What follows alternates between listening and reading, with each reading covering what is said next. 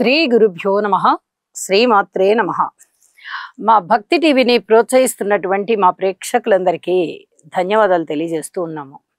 ఈ వారం రాశి ఫలితాలు 9వ తేదీ నవంబర్ నుంచి 15వ తేదీ నవంబర్ వరకు గల కాలానికి గ్రహగతులు ఏ విధంగా ఉన్నాయి, గ్రహ దృష్టులు ఏ విధంగా ఉన్నాయి, గ్రహాల యూతులు ఏ విధంగా ఉన్నాయి చెప్పుకుంటూ వాటి యొక్క ఫలితాలను తెలియజెప్పుకుందాము. ముందుగా గ్రహస్థితులు. మిథున రాశిలో చంద్రుడు, కర్కాటక రాశిలో గురువుగారు ఉన్నారు, సింహరాశిలో కేతువు, ఇక తుల రాశిలో శుక్ర రవి, కుజ బుధులు వృశ్చిక రాశిలో బుధుడు వక్రించి ఉన్నాడు. రాహు గారి యొక్క స్థితి సంచారము కుంభరాశిలో జరుగుతూ ఉండగా శని గారి యొక్క వక్రించిన స్థితి మీనరాశిలో ఉంటూ ఉంది. ఇక వారాంతంలోకి వెళ్ళేటప్పటికీ 15వ తేదీ నవంబర్ నాడు గ్రహస్థితులలో ఎటువంటి మార్పు లేదు. చంద్రుని యొక్క గమనము ప్రతి 2 రోజులకి మారుతూ ఉంటుంది కాబట్టి చంద్రుని యొక్క గమనము మటుకు మారి ఉన్నది కన్యా రాశిలోకి. అలాగే శని గారి యొక్క వక్రత పోయింది, ఆయన మళ్ళీ రుజుమార్గంలోకి దృష్టిని పెట్టారు. ఇవి గ్రహస్థితులు కాగా గురువు గారి యొక్క స్థితి ఉచ్చస్థానంలో ఉంటూ బుధ కుజుల మీద పంచమ దృష్టి పడుతోంది. అలాగే నవమ దృష్టి శని గారి మీద మీన రాశి మీద పడుతుంది. శని గారి యొక్క దృష్టులు రాసుల మీదే ఉన్నాయి తప్ప గ్రహాల మీద లేవు. కుజుని యొక్క 4వ దృష్టి రాహు గారి మీద పడుతోంది. ఇది చాలా చెప్పుకోదగినటువంటి విశేషాంశం. అలాగే అష్టమ దృష్టి చంద్రుని మీద పడుతూ ఉంది. ఇవి గ్రహాల యొక్క దృష్టులు కాగా వీటి యొక్క ఫలితాలు గురువు గారికి సంబంధించి ఉచ్చస్థానంలో ఉన్నారు, పంచమ దృష్టి చేత బుధ కుజులని చూస్తున్నారు అంటే చాలా అద్భుతమైనటువంటి తెలివితేటలు పెరుగుతాయి. ఏ ఏ రాసుల వారికి ఈ రకమైన ప్రయోజనం వస్తుంది అనేది రాసుల్లో తెలియచెప్పుకుందాము. అలాగే బుధ కుజుల యొక్క సమ్మేళనము ఎలక్ట్రికల్, ఎలక్ట్రానిక్స్, తర్వాత వ్యాపారము, భూములు, కొనుగోలు, అమ్మకాలు ఇలాంటివన్నీ కూడా చాలా చాలా బాగుంటాయి. రవి గారి యొక్క స్థితి నీచ పడుతూ నీచ భంగం అయి ఉన్న కారణం చేత ఇక్కడ అడ్మినిస్ట్రేషన్ కెపాసిటీ చాలా బాగుంటుంది. అలాగే గురువు గారి యొక్క దృష్టి నవమ దృష్టి శని గారి మీద పడుతూ ఉన్న కారణం చేత ఇక్కడ శని గారు ఇచ్చేటటువంటి చెడ్డ లక్షణాలు ఏవైతే ఉన్నాయో అవి తగ్గిపోతాయి. ఏ ఏ రాసుల వారికి అవి తగ్గుతాయి అనేది మనం మళ్ళీ రాసుల్లో తెలియచెప్పుకుందాము. ఇక వారాంతంలోకి వెళ్ళేటప్పటికి ఏ మార్పులు లేని కారణం చేత దృష్టికి సంబంధించి శని గారి యొక్క దృష్టి పూర్ణ దృష్టి చంద్రుడి మీద పడుతూ ఉన్న కారణం చేత ఒక విధమైనటువంటి మానసిక ఒత్తిడి పెరుగుతుంది. ఈ మానసిక ఒత్తిడి నుంచి జయించడానికి యోగా చెయ్యాలి. ఇది ప్రతివారు చేయవచ్చు, చెప్పదగినటువంటి సూచనగా తెలియజేస్తూ ఉన్నాను. ఇక గ్రహ సమ్మేళనాలు రవి శుక్రులు గాని బుధ కుజులు గాని ఇవి మంచి సమ్మేళనాలు కాబట్టి తద్వారా మంచి ఫలితాలే మానవాళికి కలుగుతూ ఉంటాయి. ఇది చెప్పదగినటువంటి సూచన. ఇక గురువు గారి దృష్టి శని గారి మీద కూడా పడుతుంది అనుకున్నాం కదా. దీనికి సంబంధించి శని గారికి సంబంధించి స్తోత్ర పారాయణాలు చేసుకోవడం, హనుమాన్ చాలీసా చదవడం, శని గారికి తైలాభిషేకం చేసుకోవడం ఇవి చాలా చాలా మంచి పద్ధతులు. ఇంకా తగ్గుతాయి ఆ చెడ్డ ఫలితాలు ఏవైతే ఉన్నాయో ఏ రాసులకైనా కానీ ఆ ఫలితాలన్నీ తగ్గుతాయి. ఎందుకంటే గురువు గారి దృష్టి ఉన్నప్పుడు ఏ గ్రహం అయినా సరే ఖచ్చితంగా మంచి చేస్తుంది. ఆ గురువు యొక్క గురుత్వానికి లోబడి ఉంటుంది అనమాట. కాబట్టి మంచి జరుగుతుంది.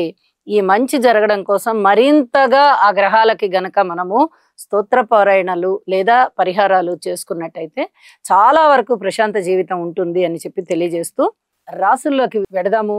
కన్యరాశి. కన్యరాశి వారికి ఈ 9 నవంబర్ నుంచి 15 నవంబర్ వరకు గల కాలానికి అత్యద్భుతమైన కాలం అనే చెప్పవచ్చు.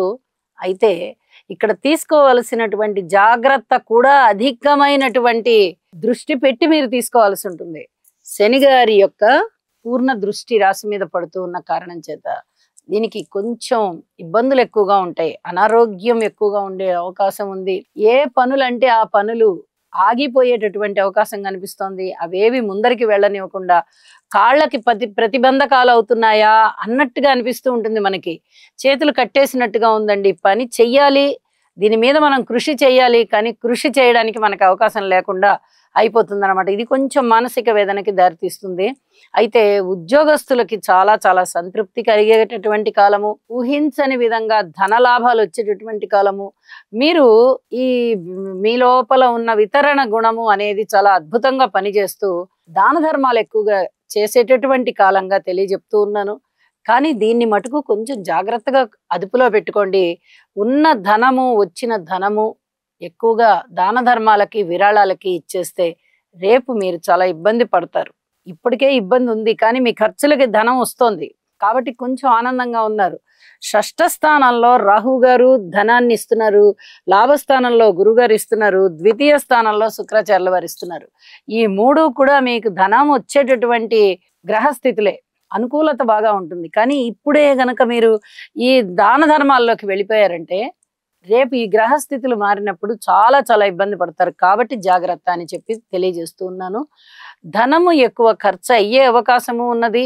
అలాగే మాతృవర్గరీత్యా కొన్ని రకాలైనటువంటి శుభ ఫలితాలు మీకు కనిపిస్తూ ఉంటాయి. ఎవరైనా అనారోగ్యంతో ఉన్న వారికి ఆరోగ్యం తిరిగి చేకూరిందండి అని చెప్పడం, ఇప్పటి వరకు దూరంగా ఉన్నవారు దగ్గరకి రావడం, అబ్బా మా అమ్మగారు వచ్చేస్తున్నారండి, ఇన్నాళ్ళ నుంచి మా అమ్మగారు దూరంగా ఉన్నారు, మాకు బాధ అనిపిస్తుంది, మాకు దగ్గరగా వచ్చేస్తున్నారు, లేదా మా ఇంటికే వచ్చేస్తున్నారు, ఇలాంటి మాటలు మీకు చాలా ఆనందాన్ని ఇస్తాయి.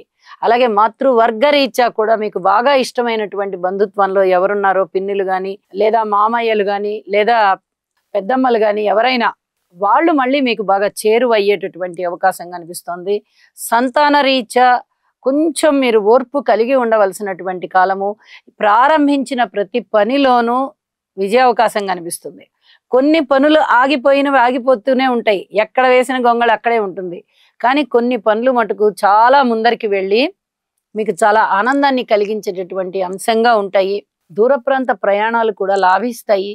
ఉద్యోగ జీవితంలో తోటి ఉద్యోగస్తుల సహాయ సహకారాలు, మీ పై ఉద్యోగస్తుల యొక్క సహాయ సహకారాలు, అభినందనలు మీకు ఉంటాయి అని చెప్పి తెలియజేస్తున్నాను. మాట తీరు చాలా బాగుంటుంది. అన్నదమ్ముల సహాయ సహకారాలు బాగుంటాయి. మనోబలం పెరుగుతుంది. అలాగే విద్యార్థులు వాళ్ళ యొక్క కృషిని చక్కగా కొనసాగించండి. విద్యలో ముందరికి పెడతారు. స్త్రీలు బాగుంటారు. వివాహాది శుభకార్యాల విషయంలో కొద్దిగా ప్రయత్నాలు ఎక్కువ చేయండి అని చెప్పి తెలియజేస్తున్నాను.